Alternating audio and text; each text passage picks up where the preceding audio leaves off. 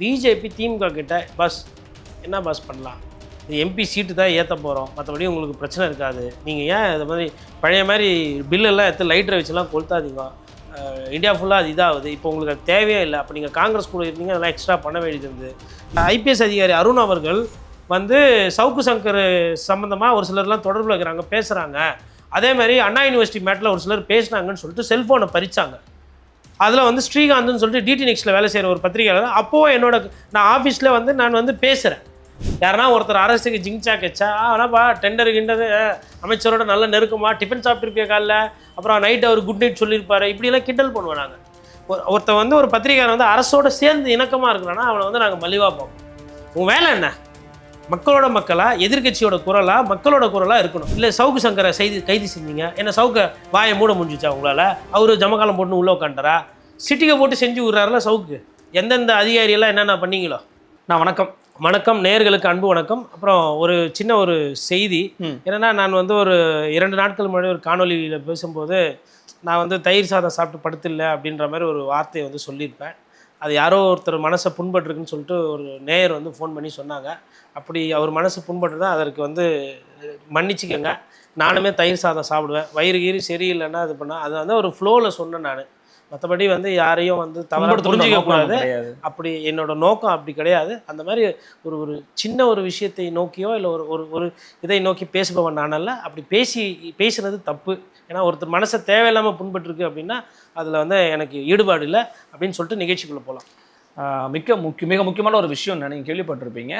பாராளுமன்றத்தில் வந்து முக்கியமான மசோதாக்கள், ஒன்று டீலிமிட்டேஷன் ப்ளஸ் மகளிர் இடஒதுக்கீடு மசோதா, இன்னொன்று வந்து பார்த்திங்கன்னா 30 நாள் வந்து சிறையில் இருந்தாங்கன்னா அவங்களோட பதவி பறிக்கப்படும், அப்புறம் ஒன் நேஷன் ஒன் எலெக்ஷன் கூட வந்து சேர்த்து பேசிக்கிட்டு இருக்காங்க.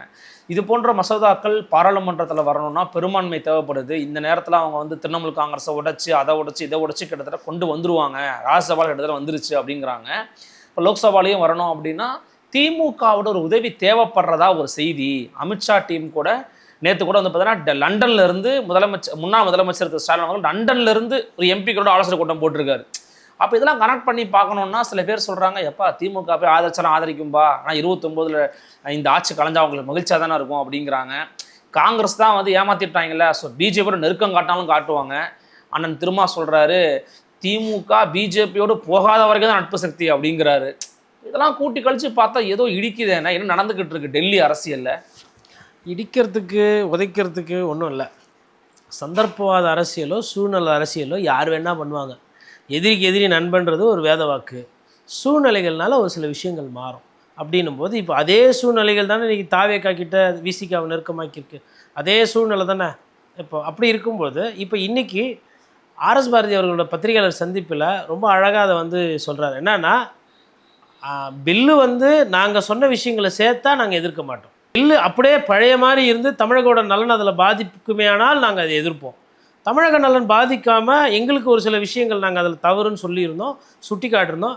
அதை நாங்கள் எதிர்பார்த்த மாற்றங்களோடு இருந்தால் எங்களுக்கு அதில் பிரச்சனை இல்லைன்றதை சூசகமாக சொல்லியிருக்காரு. அப்படின்னா என்ன அர்த்தம்னா, பிஜேபி திமுக கிட்ட பஸ் என்ன பஸ் பண்ணலாம், இது எம்பி சீட்டு தான் ஏற்ற போகிறோம், மற்றபடி உங்களுக்கு பிரச்சனை இருக்காது, நீங்கள் ஏன் இது மாதிரி பழைய மாதிரி பில்லெல்லாம் எடுத்து லைட்டரை வச்சுலாம் கொளுத்தாதீங்க, இந்தியா ஃபுல்லாக அது இதாகுது, இப்போ உங்களுக்கு அது தேவையே இல்லை, அப்போ நீங்கள் காங்கிரஸ் கூட இருந்தீங்க அதெல்லாம் எக்ஸ்ட்ரா பண்ண வேண்டியது இருந்து, இப்போ நீங்கள் வந்து அவ்வளோ பண்ண வேணாம், ஆனால் ஒரு 2 பேராகிறா நாங்கள் மாற்றி கொடுக்குறோம்.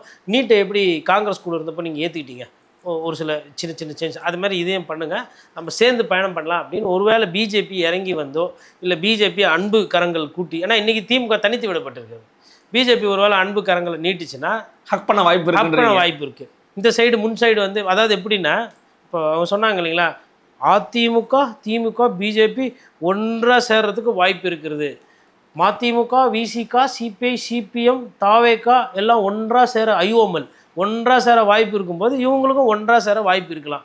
நான் இருக்கும் இல்லை அதுக்குள்ளே நான் போகல, எப்படி வேணால் நடக்கும், எது வேணால் நடக்கும். அதனால் வந்து இதை வந்து அந்த பாராளுமன்ற கூட்டத்தொடர் இன்னும் 2 நாளில் வரப்போகுது, வந்ததுக்கப்புறம் தான் தெரியும். ஆனால் இந்த வாட்டி கண்டிப்பாக பட்டாசு இருக்குது. என்னென்னா 2/3 மெஜாரிட்டி பிஜேபிக்கு கிடையாது. போன வாட்டி அவங்க வந்து இந்த பெண்களுக்கு உண்டான மசோதா இடஒதுக்கீடு எடுத்துகிட்டு வந்தாங்க, ஃபெயிலியர் ஆயிடுச்சு. டீலிமிட்டேஷனுக்கு வந்து இதையும் சேர்த்து கொண்டு வந்து ஒரு போர்வையில் கொண்டு வந்தான்ற மாதிரி சொல்கிறாங்க. மேபி இந்த வாட்டி தனித்தனியாக பிரித்து கொண்டு வராங்கன்னா பெண்களுக்கு அந்த 33% இடஒதுக்கீடு அந்த மசோதா வந்து பாஸ் ஆகிறதுக்கு வாய்ப்பு இருக்கும். அது எப்படி பண்ண போகிறாங்கன்னு தெரியல. அதோடைய சரத்துகள் இன்னும் வெளியாகலை. அது சரத்துகள் வரும், அதை தான் திமுகவும் சொல்லுது. நாங்கள் சரத்துகள் பார்த்துட்டு தான் நாங்கள் முடிவு எடுப்போம். நாங்கள் முன்னாடி வந்து எப்படின்னா பாஜக எது வந்தாலும் எதிர்ப்போம். இப்போ நிலைப்பாடு என்னென்னா அதை படித்து பார்த்துட்டு அது எங்களுக்கு பாதிப்பு இருந்தால் எதிர்ப்போன்றாங்க.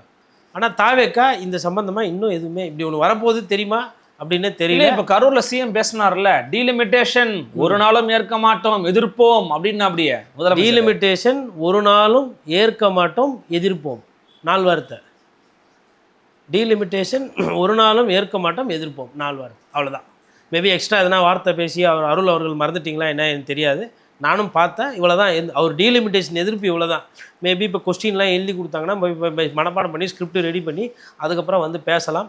டீலிமிட்டேஷனால் வந்து என்னன்னா, அறிஞர் அண்ணா வந்து அந்த காலத்திலே சொல்லியிருக்காரு, வடக்கே வாழ்கிறது தெற்கே தேய்கிறது, வடக்கில் எல்லாம் பண்ணிக்கிறீங்க. இந்த டீலிமிட்டேஷன்றது ஒன்று அதிகமான எண்ணிக்கையில் சீட்டு டபுள் ஆக்கிறதா சொல்கிறாங்க. 800 பேர் பாராளுமன்றத்தில் உட்காந்தாங்கன்னா அது பாராளுமன்றம்ல அது சர்க்கஸாக மாறிடும். காதில் ஒன்றும் கேட்க 800 பேர் இருந்தால் ஒரு 100 பேர் கயமையான்னு பேசிகிட்டு இருப்பாங்க. எல்லாமே என்ன ஆக்ஸ்போர்ட் ரிட்டானா? தொகுதி மக்கள் நன்மை வேணுமேனா, மக்கள் தொகை அதிகமாகிட்டு இருக்கு. ஒரு மாநிலத்திலேயே ஒரு மாவட்டங்களை உருவாக்குறீங்கன்னும் போது நீங்கள் என்ன பண்ண முடியும்? அருள் அவர்களே, திமுக வேணால் அவங்க நிலைப்பாடு மாற்றிக்கலாம். அவங்களோட அரசியல் ஆதாயத்துக்கோசரம் அவங்க போய் பிஜேபி கூட சேர்ந்துக்கலாம். எனக்கு அதில் ஆட்சேபனமும் இல்லை, வருத்தமும் இல்லை. எதிரிக்கு எதிரி நண்பன்றது நம்மளை பொறுத்த வரலாம். 800 பேர் பாராளுமன்றத்தில் உட்காராங்கன்னா அது சந்தன கடை மாதிரி ஆகிடும். அதில் வந்து ஒரு வாதமோ விவாதமோ இருக்காது. மக்களுக்கு நல்லது செய்யணும்னு நினைக்கிறவங்க மக்கள் வரி பணத்திலேருந்து வரக்கூடிய அந்த காசை லஞ்சமோ ஊழலோ பணம் தொடாமல் இருந்தால் கூட போதும்.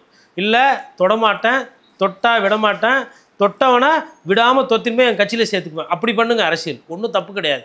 மற்றபடி நம்பரை ஏற்றி இப்போ என்னென்னா 543 பேரில் ஒரு 400 பேர் தப்பானவங்க இருக்கிறாங்க, ஒரு 140 பேர் நல்லவங்க இருக்கிறாங்கன்னா இந்த தப்பானவங்க நம்பர் தான் ஏறப்போகுது.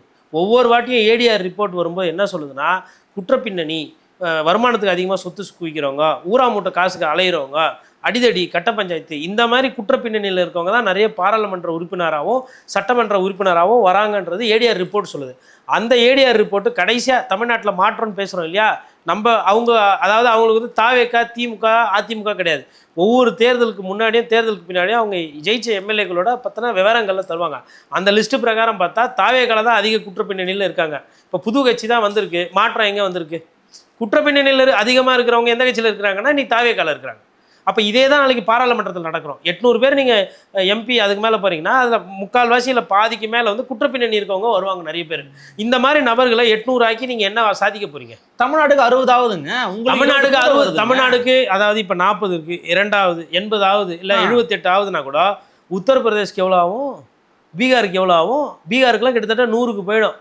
உத்தரப்பிரதேஷ்லாம் கிட்டத்தட்ட 200க்கு போயிடும், 200 சில்லறைக்கு போயிடும். நம்ம வாக்கே தேவையில்லை. 80 சீட்டு இப்போ உத்தரப்பிரதேஷ் 80 அப்படியே டபுள் ஆயிடுச்சுன்னா 160 ப்ளஸ் பீகார் ஒரு 100, 260.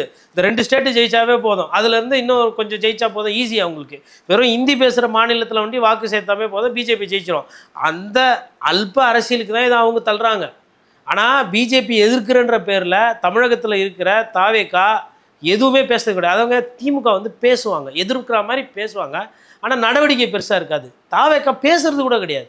பேசுனா தானே அப்புறம் நடவடிக்கை, பேசுறது கூட கிடையாது. அதிமுக கிட்டத்தட்ட அவங்களோட ஐக்கியமாயிடுச்சு, பெருங்காயத்தில் கலந்த மாதிரி கலந்தாச்சு. அதிமுக என்ன பேச முடியும்? அதிமுக இப்போ ஒரு சிலர் சொல்கிறாங்க பிஜேபி கிட்ட மாட்டிக்கிட்டு இருக்குது, அடமானத்தில் இருக்குன்றாங்க. அந்த குற்றச்சாட்டு அதிமுக மீது இருக்குது. அப்போ தமிழகத்தில் இருக்கக்கூடிய கட்சிகளோட நிலைகள் பாருங்கள். ஆளுகின்ற கட்சி பேசாது, பிரதான எதிர்கட்சி திமுக நமக்கு எதுக்கு சரத்து வந்தால் பார்த்துக்கலாம், அதிமுக எதிர்க்க முடியாது, ஏன்னா கூட்டணியில் இருக்குது. அப்படி மீறி அதிமுக எதிர்த்தாலும் அதிமுக யாருன்னா எம்பி இருக்காங்களா? இல்லை. அதிமுக என்ன? அதிமுகக்கு நீங்கள் ஒன்றுமே இல்லை. அதிமுகக்கு எம்எல்ஏவை காப்பாற்றுறதே பெரிய விஷயமா இருக்குது. கட்சியை காப்பாற்ற நாம் தமிழர் கட்சி பேசலாம், ஆனால் அவங்களுக்கு ராஜ்யசபா உறுப்பினரோ லோக்சபா உறுப்பினரோ எம்எல்ஏவோ கிடையாது. ஆனால் அண்ணன் சீமான் என்ன சொல்வார், நாங்கள் வந்து இந்த அரசியல் பண்ணுறோம். அதனால தான் சொல்கிறோம், நாம் தமிழர் கட்சி கொஞ்சம் ஜெயிச்சு போனாதான் ஏதோ ஒரு குரல் மேலே ஒலிக்கும். மற்றபடி இங்கேயே உட்காந்துட்டு பேசுகிறத நீங்கள்லாம் வந்து சோனம் முங்சுக் கிடையாது. நீங்கள் பண்ணுற இடத்துல அரசியல் உலகமே உங்களை பார்க்குற அளவுக்கு, நீங்கள் பண்ணுற டிக்டாக் அரசியலுக்கு, ரீல்ஸ் அரசியலுக்கு எல்லாம் ஒன்று சேர்ந்து குரல் கொடுத்தா தான் இதில் வந்து வீழ்த்த முடியும். இல்லைனா பிஜேபி நினைக்கிறத நினச்சிட்டு போவாங்க. அதனால் இது பெரும் ஆபத்து. ஐயா வீரபாண்டியன் சொல்ற பெரும் ஆபத்து வந்து கொண்டிருக்கிறது. எங்கள் தமிழ்நாட்டில் பிஜேபி வந்துடும். தமிழ்நாட்டில் பிஜேபி வருதோ இல்லையோ பாராளுமன்றத்தையே முடங்கிற போது போலது. அதனால் விஜய் சார்கிட்ட கொஞ்சம் சொல்லி, சார் நீங்கள் செலிபிரிட்டி சார், கொஞ்சம் நீங்கள் கொஞ்சம் குரல் குத்திங்கன்னா நல்லா இருக்கும்னு சொல்லுங்கள். ஆனால் அவர் பயப்படுவார். ஆனால் நம்ம அவர் விடக்கூடாது. அன்பாக குணமாக கோரிக்கையாக பேசி தமிழ்நாட்டு நலன் இருக்குது, அதனால் நீங்கள் இந்த பஞ்சாயத்தெல்லாம் எடுத்து வச்சிங்கன்னா தான் நல்லா இருக்கணுங்க. ஆனால் சிக்கல்கள் எப்படி இருக்குது பாருங்களேன். இப்போது டிவிகே பேச்சுன்னா சிபிஐ கேஸ் அவங்க எடுப்பாங்க, அமலாக்கத்துறை சோதனை வரும். எதுவுமே பண்ணாமல் ஒரு தேர்தலை ஜெயிச்சுட்டு போய் ஒரு சூழ்நிலை கைதியாக அரசியல் ரீதியாக மாட்டிக்கின ஒரு கட்சியை பார்க்கணுன்னா தாவேக்கா தான். கரூர் விஜயபாஸ்கர் சேர்த்துக்கிறது, விராலிமலை விஜயபாஸ்கர் சேர்த்துக்கிறது. அவங்க என்ன சும்மாவாக வருவாங்க? அவங்க மீது இருக்க வழக்குகளோடு தானே வருவாங்க. எதுக்கு உங்களுக்கு இந்த பாவ மூட்டை? காங்கிரஸ் கட்சி ஒருத்தர் கை காலெலாம் அமைக்க விடுறாரு அமைச்சர். குழந்தைங்க கிட்ட எப்படி நடந்துக்கணும்னு தெரியாமல் கண்ணியம் இல்லாத முறையில் வந்து பொதுவெளியில் இதுக்கு முன்னாடி யாரும் அமைச்சர் கை காலுக்கு அமைச்சு பார்த்துருக்கீங்க? இந்த மாதிரி ஆட்கள்லாம் வச்சுட்டு இருக்கீங்க நீங்கள். அதனால் இந்த மாதிரி விஷயங்களுக்கு கோரிக்கை விடுத்து அது ஒரு ஒத்த குரலாக எதிர்த்து பேசினாங்க அப்படின்னா கண்டிப்பாக வந்து மேபி அந்த குரல் வந்து மேம்படும். பாராளுமன்றத்தில் அந்த டீலிமிட்டேஷன் வந்து தோற்கடிக்கப்படணும். திரும்பியும் பெண் உறுப்பினர்கள் 33% இல்லை 40% வரதில் நமக்கு மாற்றுக்கிறது கிடையாது. பெண்கள் பாராளுமன்றத்துக்கு வரணும், தப்பு கிடையாது. ஆனால் மத்திய அரசு ரெண்டுத்தையும் ஒன்றா பார்க்குதா இல்லை தனித்தனியாக கொண்டு வர போதான்றது தெரியல. எப்படி போகுதுன்னு பார்க்க. நீங்கள் வந்து ஒரு பொது நோக்கத்தில் பேசுகிறீங்க, ஒரு பத்திரிகையாளராக இதெல்லாம் இருக்கக்கூடாதுப்பா, அப்போ தான் மாநில தன்னாட்சிங்கிறது காப்பாற்றப்படும்னு சொல்கிறீங்க. அரசியல் நோக்கத்தை பேசாமல் கடந்து போக முடியாது. அதனால தான் திருப்பி இந்த கேள்வியை கேட்குறேன். ஆனால் திருமாவளவன் வந்து திமுக பாஜக நெருங்கலாம்னு ஒரு கண்ணோட்டத்தில் பேசுகிறாரு அப்படின்னா ஸ்மெல் பண்ணாமல் அதை பேசுவாரா? அப்போ நமக்கு என்ன சந்தேகம் வருதுன்னா 2029 இந்த ஆட்சி கலைச்சா நல்லா தானேப்பா இருக்கும், அப்போ ஒன் நேஷன் எலெக்ஷனை கூட இவங்க ஆதரிப்பாங்கப்பா அப்படின்ற ஒரு நோக்கத்தை நோக்கி நகர்றாங்க. உங்கள் பார்வையில் உங்களுக்கு தெரிஞ்ச சோர்ஸ் அடிப்படையில் அது நியாயமா? அப்படி படுதா? வாய்ப்பு இருக்கா? இல்லை, ஒன் நேஷன் ஒன் எலெக்ஷனை வந்து நம்ம முதல்லேருந்தே எதிர்க்கிறோம். நம்ம காங்கிரஸ் பேரியக்கத்தில் இருக்கிற அறிவார்ந்த மக்கள் போலவோ இல்லை பாரதிய ஜனதா கட்சியை தூக்கி பிடிக்கக்கூடிய அறிவார்ந்த மக்கள் போலவோ நம்ம செயல்பட முடியாது. நம்ம பேசும்போது என்ன சொல்கிறாங்க, ஆமாம் இவர் பெரிய அறிவுஜீவி, இவருக்கு எல்லாமே தெரியும், எனக்கு எதுவுமே தெரியாது. அன்றைக்கி என்ன பேசணும்னா அதையே அப்படியே திருப்பி பேச தெரியும். நான் மறுபடியும் சொல்கிறேன், டீலிமிட்டேஷனோ ஒன் நேஷன் ஒன் எலெக்ஷன் அது யாரு கூட எப்படி கொண்டு வந்தாலும் அது மக்களுக்கு வந்து ஏற்புடையதாக இருக்காது. அவங்க என்ன சொல்கிறாங்கன்னா, இப்போ 11,000 பேஜ் அதில் வந்து கிட்டத்தட்ட வந்து உங்களுக்கு வந்து 18 லட்சம் கோடி 18 லட்சம் கோடியோ 11 லட்சம் கோடியோ செலவாகுது. இவ்வளோ பணம் இருந்தால் நிறைய ஸ்டேட்டுக்கு பட்ஜெட்டே போடலாம் அப்படின்ற மாதிரி சொல்கிறாங்க. But you have to talk to the concern state governments. அந்தந்த மாநில அரசுகள்கிட்டயோ அந்தந்த மாநில மக்கள்கிட்டயோ பேசி ஒரு வேளை நான் என்ன சொல்கிறேன்னா, நம்ம இதுவரையிலும் வந்து நாடு தழுவிய ஒரு வாக்கெடுப்பு நடத்துனதே கிடையாது. மேபி அது மாதிரி ஒரு வாக்கெடுப்பு, அதாவது ஆன்லைன் எடுக்கக்கூடாது, ஆன்லைன் எடுத்தால் ஏமாற்றிடுவாங்க. போஸ்ட் ஆஃபீஸில் யார் யாருக்கெல்லாம் பிடிக்குதோ, உங்களுக்கு ஒரே நாடு ஒரே தேர்தல் வேணுமா வேணாமா, காஷ்மீர் வந்து கன்னியாகுமரி வரலாம் எடுங்க, ஒன்றும் பெரிய செலவு கிடையாது. அது போஸ்ட் ஆஃபீஸில் ஒரு ஃபார்ம் மாதிரி கொடுத்து வீடு வீடாக ஃபார்ம் கொடுக்க சொல்லுங்கள். கம்பல்சரி கிடையாது. யார் யாருக்கு ஓட்டு போடணுமோ அவங்க ஒரு ஓட்டு மாதிரி போட்டு என்றது, அதாவது முயற்சி கூட எடுக்கிறது கிடையாது. ஏதோ ஒரு 10 பேரை கூப்பிட்டு ஒரு கமிட்டி போட்டு அவங்க வந்து நாங்கள் பேசிட்டோம், நாங்கள் பண்ணிட்டோம், நாங்கள் முடிவு பண்ணிட்டோன்ற மாதிரி பண்ணுறதுக்கு மக்களை நீங்கள் எப்போ தான் வந்து பார்ட்டிசிபேட் பண்ண போகிறீங்க? ஒரு திட்டம் வந்து நீங்கள் எடுத்துகிட்டு வரீங்க, நான் அந்த திட்டத்தை எடுத்தவொடனே எதிர்க்கல, ரைட்டு ஓகே வரவேற்கிறோம் இல்லை எதிர்க்கிறோம், மக்கள் தானே அதை முடிவு பண்ணோம். எனக்கு ஒரே நேரத்தில் எல்லாத்துக்கும் தேர்தல் வேணுமா இல்லை எனக்கு தனித்தனியாக தேர்தல் வேணுமான்றது ஓட்டு போடுற மக்கள்கிட்ட கேட்கணும். இல்லை இது எப்படின்னா, ஒரு ஹோட்டலுக்கு போகிறோம், இதுதான் இது அப்படின்னு சொல்லிட்டு ஊத்தப்போ எடுத்துன்னு வந்துட்டு சட்னி வச்சுட்டுனாப்பா சாம்பார்லாம் எல்லாம் இதுதான் வரும் இதாகுது அப்படின்ற மாதிரி இருக்குது. சாப்பிட்றவங்க நாங்கள், ஓட்டு போடுறவங்க நாங்கள், ஜனநாயகத்தினுடைய முக்கியமான பிரதிநிதி நாங்கள். அப்படிங்க எங்களை கேட்கணும் இல்லையா? மக்களோட பங்களிப்பு இல்லை மக்களோட குரல்கள் எங்கே கேட்கப்படுகிறது? ஒருவேளை மக்கள் அப்படி சொல்கிறாங்கன்னா நீங்கள் நடத்திட்டு போங்க, எனக்கு அதில் ஆட்சேபணம் கிடையாது. ஆனால் கேட்குறீங்களா? இந்த மாதிரி விவகாரம் வச்சு கேட்குறீங்களான்றதான் முதல் கேள்வி. ரெண்டாவது, அண்ணா சொன்ன மாநில சுயாட்சிக்கு இதெல்லாம் எதிரானது. அதனால் வந்து எவ்வளோ பணம், யார் யாரோ விமானத்தில் போகிறீங்க, யார் யாரோ பங்களாவில் தங்குறீங்க, கேட்டால் எம்பின்றீங்க, எம்எல்ஏன்றீங்க, கவுன்சிலருன்றீங்க, சேர்மன்றீங்க, அதெல்லாம் விடவா செலவாயிட போகுது தேர்தலுக்கு? தேர்தல்ன்றது ஜனநாயக திருவிழா. செலவு பண்ணால் லவுட் ஸ்பீக்கருக்கு, ஆட்டோ ஓட்டுறவங்களுக்கு, ஒரு ஹோட்டலில் குவாட்ரு பிரியாணி எல்லாம் தானே சேல்ஸ் நடக்குது. அதையே நீங்கள் ஒரு பெரிய வியாபாரமாக பார்க்கக்கூடாது. வியாபாரம் தானே பண்ணுறீங்க. எல்லாம் மக்களுக்கு வாக்கு காசு கொடுக்காம இருந்தாலே போதுமே. அது பண்ணாவே செலவு கம்மிகள் ஆகும். இல்லை அவங்க வந்து வெறும் அரசாங்கத்துக்கு ஆகிற செலவே அவ்வளோ வருது சொல்கிறாங்க, மக்களுக்கு ஆகிற ஓட்டுக்கு செலவுலாம் அது தனி. ஆமாம், ஒரு நல்ல விஷயம் தமிழ்நாட்டில் இனிமேல்ட்டு வந்து அவ்வளோவா யாருக்கும் காசு வந்து கொடுக்க மாட்டாங்க. மீறி திராவிடர்கள் கட்சிக்கு கொடுத்தாங்கன்னா அதை வாங்கின்னு விசிலுக்கு ஓட்டு போடுவாங்க. அதனால வந்து அது பண்ணுவாங்களான்னு எனக்கு தெரியல. ஓகே, அப்போ இதன் மூலமாக நீங்கள் என்ன சொல்ல வரீங்கன்னா, அவ்வளோ சீக்கிரம் திமுக பிஜேபி நெருங்காதுன்னு சொல்ல வரீங்க? இல்லை ஏங்க, கொள்கையில் முரண் வந்தால் அது ஒன்றும் பிரச்சனை இல்லை. இதற்காக இது அப்படி எங்க எதிரிக்கு எதிரி ஏன் பிஜேபியோட ஏன் சேர மாட்டாங்க? இப்போ 2029 எதிரிங்க, பொது எதிரி பாஜக, பொது எதிரி பாசிச பாஜகலாம் இருக்கட்டும், இது வந்து புது எதிரி. அது புது எதிரி, இது புது எதிரி. இன்னும் சுருக்க சொல்ல போனோன்னா, இவங்க வந்து ரைடுலேருந்து ஆரம்பித்து கைதுலேருந்து போயிட்டுருக்குறாங்க. இப்போ கூட அந்த கேஸ் வந்து குதிரை பேர அரசியல் பண்ணுறதாங்கன்னு சொல்லிட்டு அழுத்தமெல்லாம் வந்து கொண்டிருக்குது. கைது நடவடிக்கை நடந்துக்கிட்டு இருக்குது. ஒரு சில பிரச்சனைகள்லாம் பத்திரிகைக்குமே வந்துக்கிட்டு கொண்டிருக்கு. அப்படி இதெல்லாம் பார்க்கும்போது பாஜக திமுக ஒன்றும் சின்ன சேராத கூட்டணியா, இல்லை சேர்ந்தா இப்போ உங்களுக்கு என்ன பிரச்சனை? உங்களுக்குள்ள முரணே கிடையாதா? நீங்கள் வந்து இன்னைக்கு இது விஜய்க்கு பெரிய சாய்ஸ்ன்னு பார்த்தீங்களா, நான் அப்போவே சொன்னேன்ல இவங்கெல்லாம் மறைமுக கூட்டாளிங்கன்னு, பார்த்தீங்களா சேர்ந்துட்டாங்கன்னு எதிர்க்கிறதுக்குன்னு அசால்ட்டாக பேசிடுவாரு. அதாவது அந்த கூட்டணியில் இருந்த கட்சிகள் எல்லாம் சேர்த்துக்கிட்டு கல்லா பெட்டி கூட்டணின்னு பேசிவிட்டு நீங்கள் பேசும்போது அவங்க திருப்பி பஞ்சு டைலாக் பேச மாட்டாங்களா? இங்கே வந்து இந்த அரசியலில் வந்து இந்த 100% பியூர் எல்லாம் இருக்குது பாருங்கள், அதெல்லாம் வந்து கிடையாது. அப்படி ஒன்று கிடையவே கிடையாது. பூரா எல்லாமே ஊட்டாலங்கடி அரசியல் தான். அதனால் வந்து யார் கூட வேணால் சேருவாங்க. பிஜேபி கூட டிஎம்கே இன்னொன்று 2029 ஏன் கலைக்கணும்னு நினச்சா முன்னாடியே கலைக்கலாம். குதிரை வேறு அரசியல் பண்ணின்னு உக்காந்து இருப்பீங்க. நீங்கள் இன்றைக்கி நேற்று ஆர்டர் நோட்டீஸ் சர்வ் பண்ணியிருக்காங்க மெட்ராஸ் ஹைகோர்ட்டில் ஃபஸ்ட்டு பெஞ்சில் 2 பேர் வந்து எந்த அடிப்படையில் வந்து நாங்கள் ராஜினாமாவை அக்செப்ட் பண்ணிங்க அது விளக்கம் கொடுக்கணும். ஆல்ரெடி இவங்க வந்து மாற்றி ஓட்டு போட்டாங்க, இவங்களை தகுதி நீக்கம் பண்ணணும், நாங்கள் கம்ப்ளைண்ட் கொடுத்துருக்குறோம், அது நிலுவையில் இருக்கும்போது எப்படி இவர்களோட ராஜினாமா வந்து ஏற்றுக்கினீங்கன்னு விளக்கம் கேட்டு நேற்று நோட்டீஸ் அனுப்பிச்சிருக்கு. இது ஒரு சைடு நடந்துக்கிட்டு இருக்குது கோர்ட்டு மூலிமா. ஏதோ வந்து தாவேகா வந்து நேர்மையாக செயல்படுது, நாகரிகமான அரசியல் பண்ணுதுன்னெலாம் பார்க்க முடியாது. அவங்க பண்ணுறது அபத்தமாக பச்சையாக குதிரை பேர அரசியல். ராஜினாமா பண்ணிவிட்டு அந்த கட்சியில் போய் சேர்றாங்க. ராஜினாமா பண்ணுறது உங்களோட இது, ஆனால் அந்த கட்சியில் செஞ்சுட்டு இப்போ திருப்பி தேர்தல் அறிவிச்சா நீங்கள் அங்கே தான் நிற்க போகிறீங்க. அதில் தான் வருது சிக்கல். ஒரு சிலர் என்ன சொல்கிறாங்கன்னா, இல்லை அது அவங்களோட தனிப்பட்ட கருத்து. குதிரை பேர அரசியல் நடக்கிற குற்றச்சாட்டு நிலுவையில் இருக்கும்போது நம்பிக்கையில்லா தீர்மானத்தின் மீது வாக்கெடுப்பு நடந்துட்டு இருக்கிற நேரத்தில் போய் மாற்றி ஓட்டு போகிறது, மாற்றி கட்சி போய் சேர்றது, மாற்றி கருத்து பேசுறதுன்றது குதிரை பேரத்தில் வரும், செக்ஷனில் இருக்குது தெளிவாக. அப்போ எதுக்கு அப்படி ஒரு சட்டத்தை வச்சாங்க? இந்த சட்டமே இல்லாமல் பண்ணிட்டு இருக்கலாமே. அப்போ என்ன நம்ம தான் புத்திசாலி, நமக்கு முன்னாடி இருந்த சட்ட வல்லுநர்கள் ஆட்சியாளர்கள்லாம் வந்து தவறா?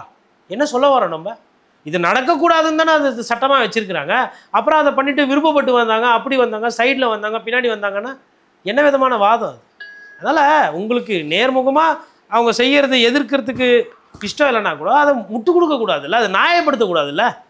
நான் என்ன சொல்கிறேன்னா, குதிரை பேர அரசியல் பற்றி எனக்கு பேச விருப்பம் இல்லை, குதிரை பேர அரசியல் பற்றி எனக்கு பேசணும்னு யோசனை இல்லைன்னா நான் அமைதியாக இருக்கலாமே. அதை நியாயப்படுத்துறது என்ன வித வாதம்ன்ற? அப்போ அது நியாயப்படுத்தினா அப்போ பிஜேபி பண்ணது நியாயம்.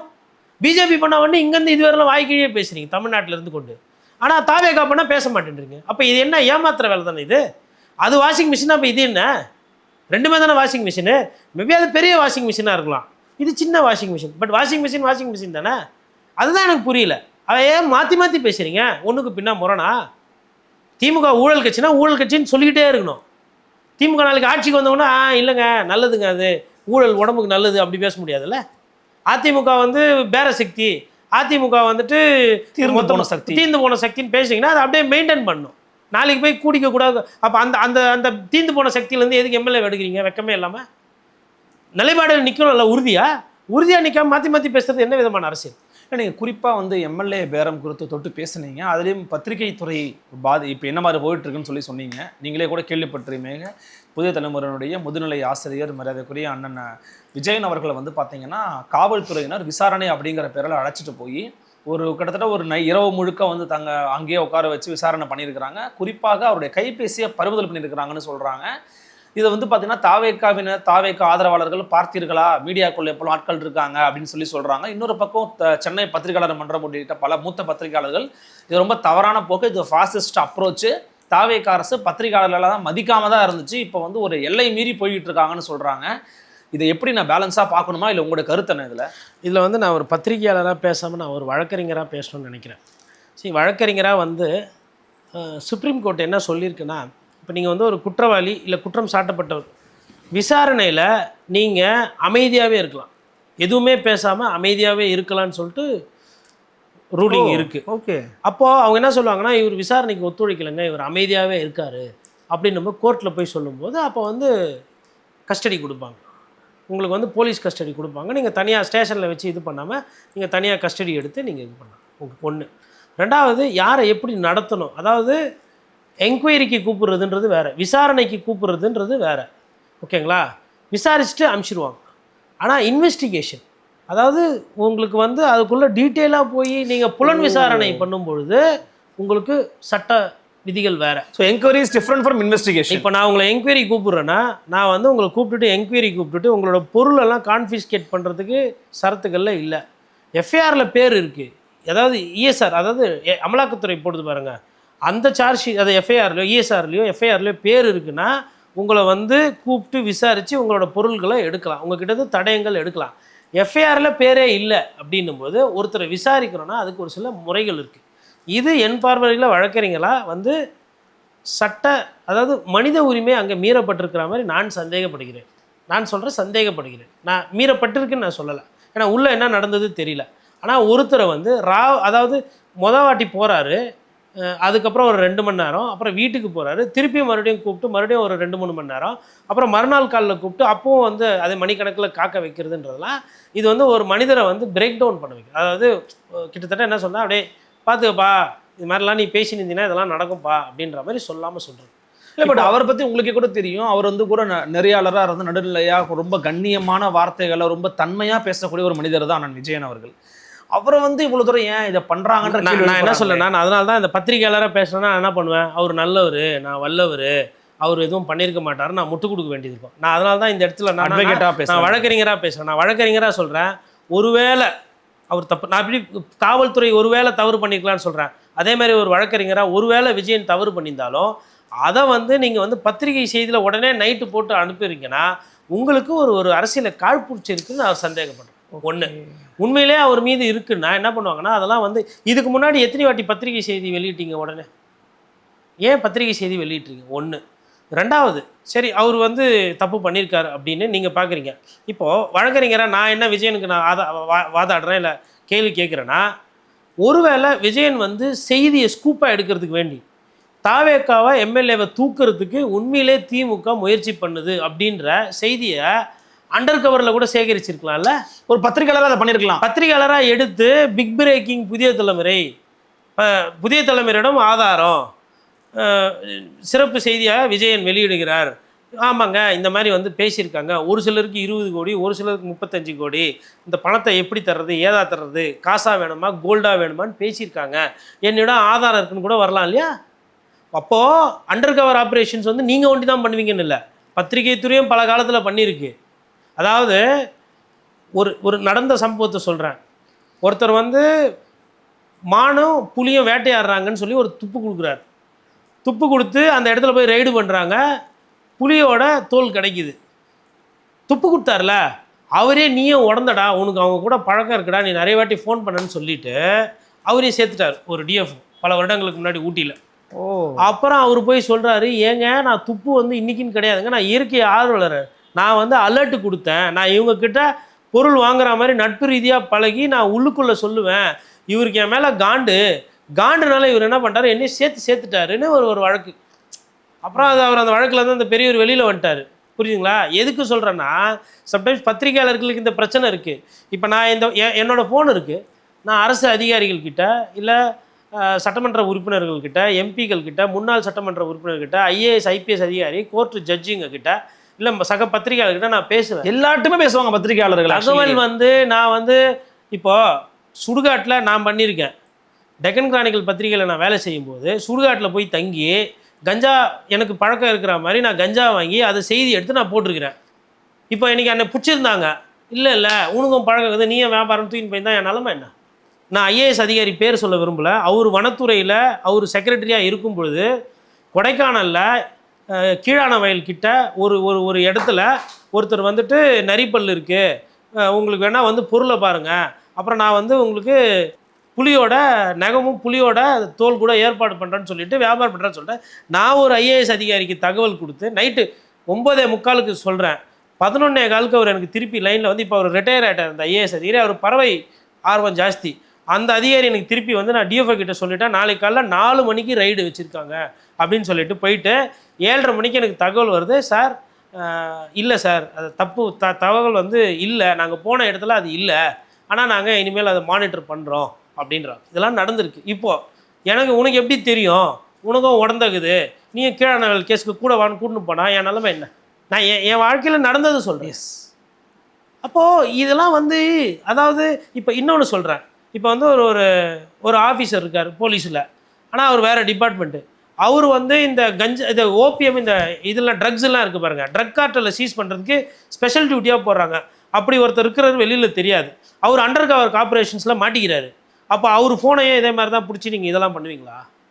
ஏன் அப்படிலாம் யோசிக்க மாட்டிங்களா நீங்கள்?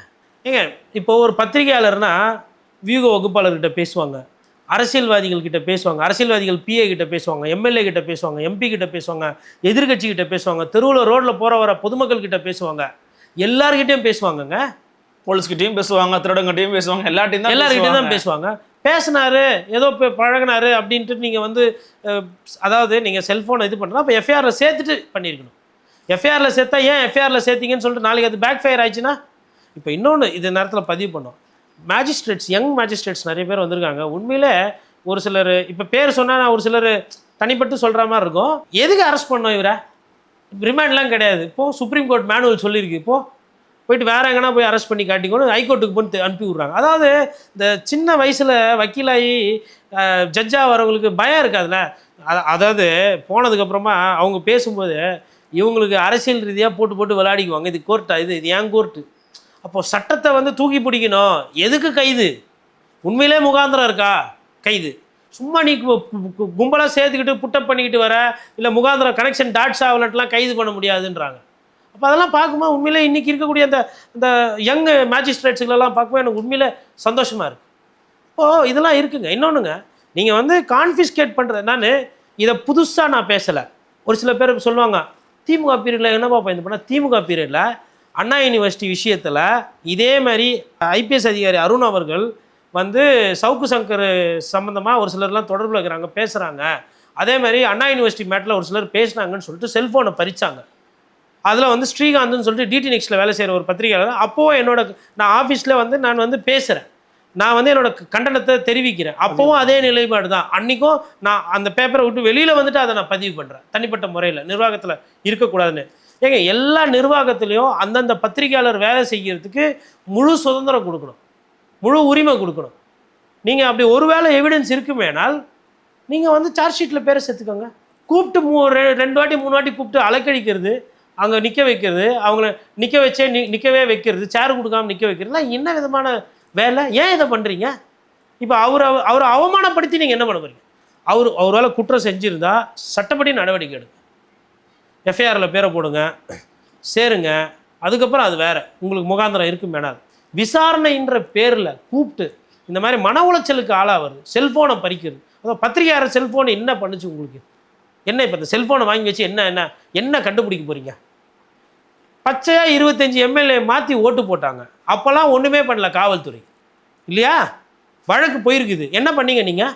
இங்கே ஒரு ஒரு ஆளுங்கட்சியை சார்ந்த ஒருத்தர் சொல்கிறாருன்ன உடனே பயங்கரமாக நடவடிக்கை எடுக்குது. ஆட்சேபகரமான கருத்துக்கள் பகிரப்பட்டன அப்படின்ற ஒரு வார்த்தையை இந்த போலீஸோட அறிக்கையில் பயன்படுத்துகிறாங்கண்ணா. சரிங்க, நான் என்ன சொல்கிறேன்னா அது அப்படியே இருக்கட்டும்.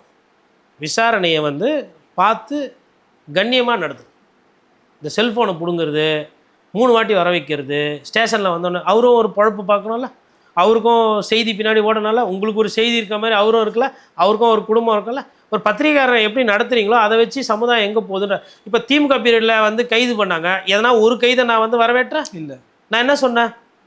எஃப்ஐஆர் போடுங்க, கோர்ட்டுக்கு அனுப்புங்க, கோர்ட்டு பார்த்து முடிவு பண்ணிட்டோம். நீங்கள் சட்டத்தை வந்து கையில் எடுக்காது. இந்த மிரட்டுறது, உருட்டுறது, வெள்ளிக்கிழமை நைட்டு தூக்குறது, எதுக்கு இந்த வேலையை பண்ணுறீங்கன்னு தான் கேட்குறேன். எந்த காவல்துறை பண்ணாலும் நம்ம அதை கேட்டுட்டு தானே இருக்கிறோம்.